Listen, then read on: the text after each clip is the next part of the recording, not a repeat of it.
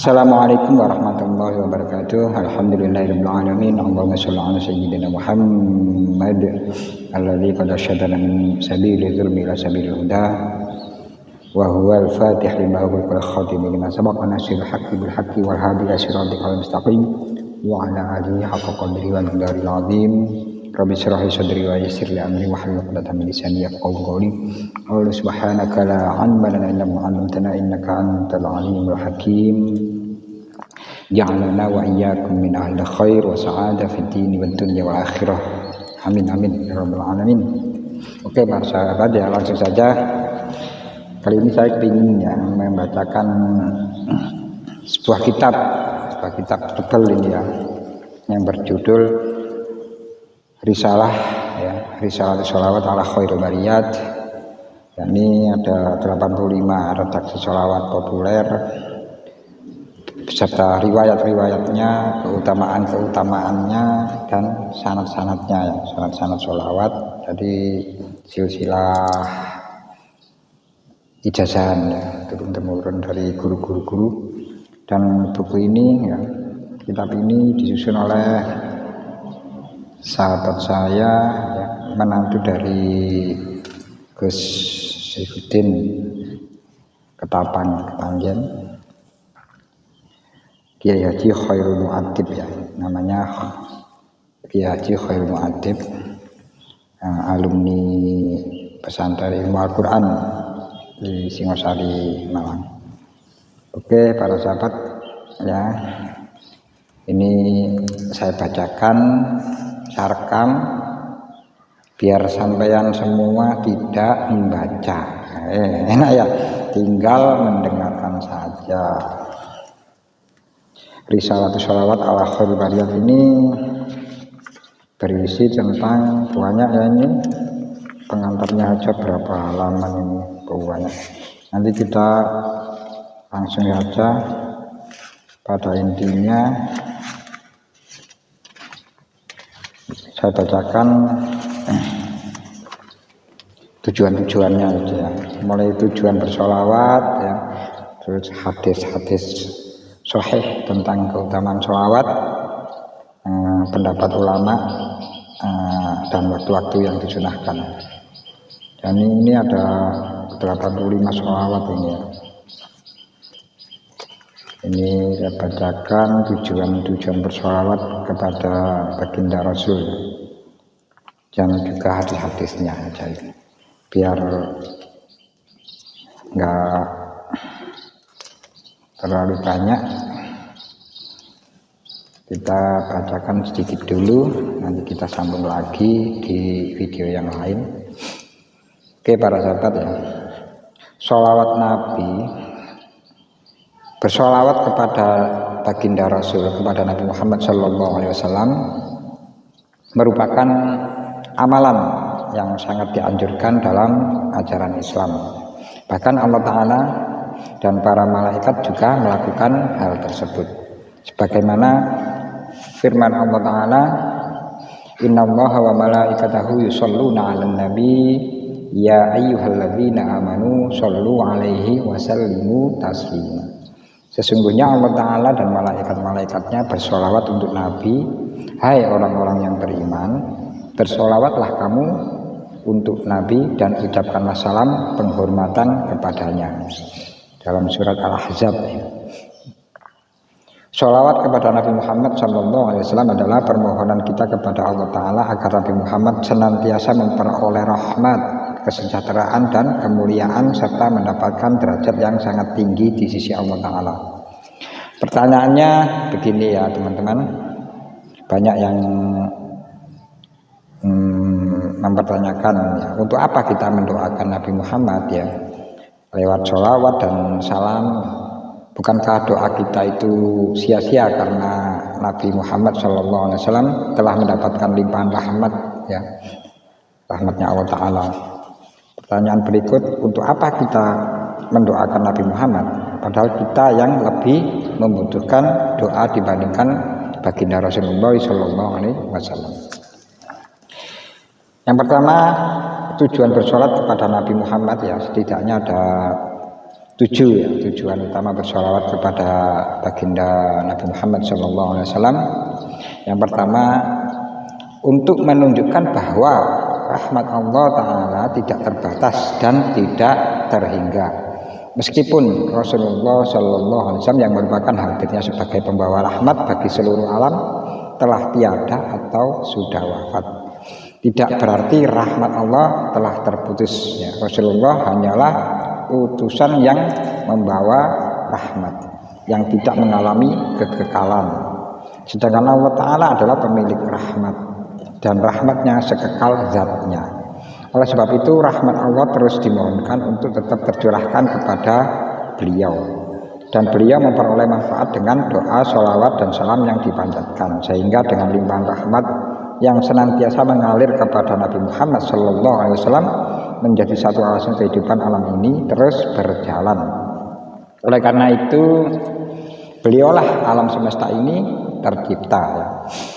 Dasar atas pernyataan ini adalah hadis qudsi perihal jawaban Allah Ta'ala kepada Nabi Adam yang meminta ampunan kepadanya dengan nama Nabi Muhammad SAW terkait kekeliruannya Nabi Adam ketika itu melihat catatan La ilaha illallah Muhammadur Rasulullah pada tiang-tiang arsy. Allah Ta'ala menjawab, kau meminta dengan namanya ya, nama Nabi Muhammad agar aku mengampunimu. Sungguh kata Allah Ta'ala, kalau bukan karenanya aku tidak akan menciptakanmu ya. Hadis riwayat Al-Hakim Ibnu Katsir dalam Bidayah juz 2 ada. Jadi kalau semesta alam raya itu diciptakan untuk manusia, sementara Nabi Adam adalah leluhur manusia yang diciptakan karena Nabi Muhammad SAW, maka berarti dunia ini diciptakan juga karena Nabi Muhammad SAW. Dengan demikian beliau merupakan sebab wujudnya segala sesuatu ya. Ibrahim Al-Baijuri ya, dalam Hasyiatul Baijuri Alamat Sunil Burdah. Dan yang kedua, untuk menunjukkan pengagungan kepada Nabi Muhammad SAW sesuai perintah Allah Ta'ala, sehingga tidak sampai pada pengkultusan yang mengarah kepada kesyirikan sebagaimana kaum Kristiani yang memperlakukan Nabi Isa layaknya Tuhan ya. Atau sebaliknya jangan sampai seperti kaum Israel yang berlaku congkak, tidak pandai memuliakan para nabinya, bahkan memperlakukan buruk kepada mereka seperti pembunuhan yang mereka lakukan kepada Nabi Zakaria dan Nabi Yahya. Dengan bersolawat dan salam kepada baginda Nabi Muhammad SAW menunjukkan bahwa beliau sepatutnya diagungkan dan dimuliakan sebagai seorang Rasul, sebagaimana halnya Allah Ta'ala dan para malaikatnya memuliakannya. Imam Baidawi dalam tafsirnya menyampaikan bahwa Allah Ta'ala dan para malaikat bersolawat kepada Nabi Muhammad SAW, artinya itu memberikan perhatian dalam menampakkan kemuliaan beliau dan mengagungkan kedudukannya. Sedangkan perintah kepada orang-orang mukmin untuk bersolawat kepada beliau berarti perintah agar mereka itu serta memperhatikan pengagungan tersebut, karena mereka lebih selayaknya mengagungkan baginda Rasulullah SAW. Dalam hal ini Imam Fakhruddin Ar-Razi di dalam kitab tafsir Mafatihul Ghaib menjelaskan bahwa bersolawat kepada Nabi bukanlah karena kebutuhan beliau kepadanya. Bila Nabi tidak membutuhkan sholawat, maka tak ada kebutuhan juga terhadap sholawatnya malaikat yang bersamaan dengan sholawatnya Allah Ta'ala kepada beliau. Sholawat itu hanya untuk menampakkan pengagungan terhadap beliau, bagaimana Allah Ta'ala memerintahkan kita untuk mengingat zatnya, sementara Allah Ta'ala tidak memiliki kebutuhan untuk diingat. Hal itu semata-mata karena untuk menampakkan sikap pengagungan terhadap beliau dari kita, dan untuk Allah memberikan pahala bagi kita atas pengagungan tersebut. Dalam kitab Mafatihul Ghaib ya, ini Fakhruddin Ar-Razi. Yang ketiga, untuk mewujudkan rasa syukur kepada Allah Ta'ala atas kerasulan ya, atas kerasulan baginda Nabi Muhammad SAW yang menunjukkan jalan kebenaran dan menerangi kehidupan dari kegelapan. Tanpa beliau manusia tidak akan mengenal Allah Ta'ala, Tuhan yang sebenarnya, tidak mengenal kebenaran hakiki dan tidak mengenal aturan kehidupan yang bermoral dan beradab. Tanpa beliau akibatnya dunia akan mengalami kerusakan dan kehancuran. Jadi sholawat dan salam yang dipanjatkan kepada Nabi Muhammad SAW merupakan ungkapan syukur terima kasih ya, kepada beliau sekaligus rasa syukur kepada Allah Ta'ala atas kenabian beliau. Bagaimana dalam firman Allah Ta'ala yang berbunyi, Huwallazi yunazzilu ala 'abdihi ayati bayyinatin liyukhrijakum minadh dhulumati ilan nur wa innallaha bikum lara'ufur rahim. Dialah yang menurunkan kepada hambanya ayat-ayat yang terang, Al-Quran, supaya dia mengeluarkan kamu dari kegelapan kepada nur, cahaya.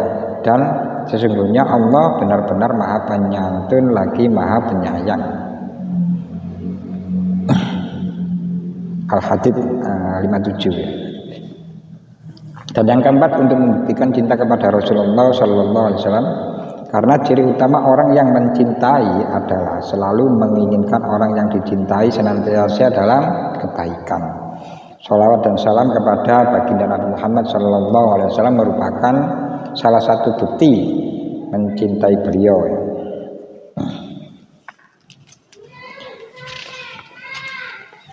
Yang kelima, untuk memenuhi hak Allah dan hak Rasulullah. Hak Allah Ta'ala untuk dipatuhi perintahnya dan hak Nabi Muhammad untuk dimuliakan dan diagungkan. Permohonan sholawat dan salam kepada Nabi Muhammad SAW adalah bentuk kepatuhan terhadap perintah Allah dan bentuk pengagungan kepada Nabi sesuai perintah Allah.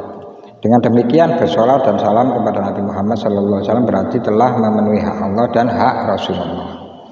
Sehingga orang yang tidak mau bersolawat kepada Nabi ketika nama beliau disebut-sebut dikatakan sebagai orang yang celaka, yaitu enggan memenuhi hak Allah dan Rasulnya. Rasulullah SAW bersabda, Rohima anfu rojulin zukirtu andahu falam yusalli alayya. Celakalah seorang yang ketika aku disebut-sebut di hadapannya, ia tidak mengucapkan sholawat kepadaku. Hadis riwayat At-Tirmidzi. Dan yang keenam, untuk melakukan aktivitas yang sama seperti yang dilakukan oleh Allah Ta'ala dan para malaikat. Sholawat adalah bentuk satu-satunya aktivitas yang mana antara Allah, malaikat dan hamba bersinergi dan berkolaborasi dalam bersolawat kepada baginda Nabi Muhammad SAW. yakni Allah Ta'ala memerintahkan hambanya untuk bersolawat kepada baginda Nabi, sementara dia pun turut bersolawat beserta para malaikat. Tentu hal ini mempunyai rahasia yang sangat luar biasa yang hanya diketahui oleh Allah Ta'ala. Imam Qurtubi di dalam kitab tafsirnya menjelaskan bahwa sholawatnya Allah Ta'ala kepada Nabi Muhammad berarti rahmat dan keridhoannya kepada beliau. Sedangkan sholawatnya para malaikat berarti doa dan permohonan ampun, istighfar mereka bagi Rasulullah. Adapun sholawatnya umat beliau merupakan doa dan pengagungan terhadap kedudukan Rasulullah Sallallahu Alaihi Wasallam. Nomor 7, untuk memperoleh limpahan berkah, rahmat dan maghfirah dari Allah Ta'ala dengan bersolawat dan salam kepada Nabi Muhammad SAW, otomatis keberkahan dan keselamatan juga kembali kepada si pembaca. Nabi Muhammad SAW bersabda, "Man shalla alayya sholatan wahidatan sallallahu alaihi asyra salawatin wa khuttat anhu asyra khati'atin wa rufi'at lahu asyra darajat." Barang siapa yang bersolawat kepadaku 1 kali, niscaya Allah akan bersolawat kepadanya 10 kali dan dihapus darinya 10 kesalahan dan diangkat 10 derajat. Hadis riwayat An-Nasa'i. Ini hadis sahih ya tentang keutamaan sholawat. Yang pertama, mendapatkan balasan 10 rahmat dari Allah setiap membaca sekali sholawat. An Abi Hurairah anna Rasulullah sallallahu alaihi wasallam qala man shalla alayya wahidatan sallallahu alaihi asyran. Dari Abu Hurairah bahwasanya Rasulullah sallallahu alaihi wasallam bersabda, barang siapa yang bersolawat kepadaku 1 kali, niscaya Allah akan bersolawat kepadanya 10 kali. Hadis riwayat Muslim nomor 70. Yang kedua, para malaikat mendoakan orang yang membaca sholawat. Man sholla alayya sholatan lam tazal al malaikatu tusalli alaihi ma sholla alayya fal yuqilla abdun min zalika aw liyukthir. Barang siapa yang bersolawat kepadaku 1 sholawat, niscaya para malaikat akan bersolawat kepadanya selama dia bersolawat kepadaku. Maka hendaknya seorang hamba berbuat itu sedikit ataupun banyak. Hadis riwayat Ahmad. Yang ketiga, jaminan memperoleh syafaat dari baginda Nabi Muhammad SAW. Aulan nasi bi yaumal qiyamati aktsaruhum alayya sholatan. Manusia yang paling berhak mendapatkan syafaatku nanti pada hari kiamat adalah orang yang paling banyak membaca sholawat kepadaku. Hadis riwayat At-Tirmidzi. Yang keempat, sholawat dan salam tersampaikan kepada Nabi Muhammad SAW melalui malaikat sayyahin. Inna lillahi wa malaikatan sayyahina fil abdi yuballighuni min ummati assalam. Allah memiliki malaikat yang berkeliling di muka bumi, tugasnya. Mereka menyampaikan salam dari umatku kepadaku. Hadis riwayat An-Nasa'i. Yang kelima, bacaan sholawat untuk mengakhiri pertemuan dalam suatu majelis, membuatnya menjadi berkah dan mencegah timbulnya fitnah. Majtama'a qaumun tsumma tafarraqu an ghairi dzikrillahi wa sholatin 'alan nabi illa qamu an antani jifatin. Tidaklah sekelompok orang berkumpul kemudian berpisah tanpa berzikir kepada Allah Ta'ala dan bersolawat kepada Nabi, melainkan mereka bangkit dari seonggok bangkai yang sangat busuk. Hadis riwayat An-Nasa'i. Dan yang keenam, sholawat yang dibaca di awal, di tengah, dan di akhir doa akan mempercepat terkabulnya doa. Ada hadisnya ini, ij'aluni fi wasatid du'a wa fi awwalihi wa fi akhirihi. Jadikanlah aku pada tengah-tengah doa, pada awalnya dan pada akhirnya. Hadis riwayat At-Tabrani.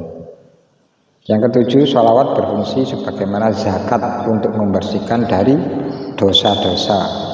Shollu alayya fa inna sholatakum alayya zakatun lakum. Ya. Bacalah sholawat kepadaku, sesungguhnya sholawat kalian kepadaku adalah penyuci bagi kalian. Hadis riwayat Ibnu Abi Syaibah. Dan yang kedelapan, balasan surga bagi yang rutin setiap hari membaca 1000 sholawat, 1000 kali.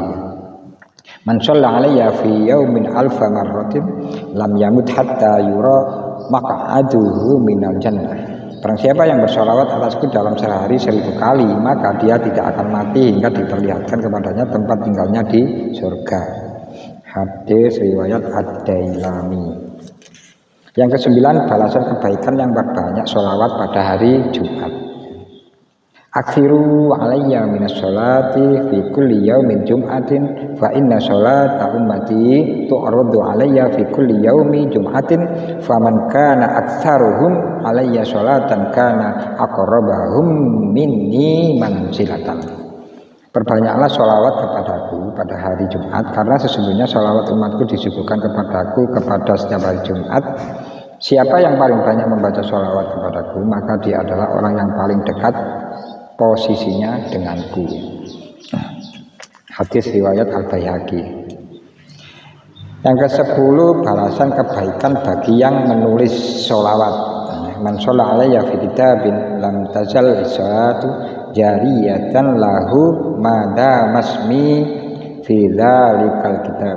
Barang siapa yang menulis sholawat pada suatu buku, maka pahala sholawat tersebut mengalir untuknya selagi namaku masih ada di buku itu. Hadis riwayat At-Tabrani. Yang terakhir yang ke-11, memperbanyak zikir dan sholawat dapat mengentas kefakiran, kemiskinan. Kasratu zikri washolatu alayya tanfil faqr. Banyak berzikir dan bersolawat kepadaku bisa mengikis kemiskinan. Hadis riwayat Abu Nuaim.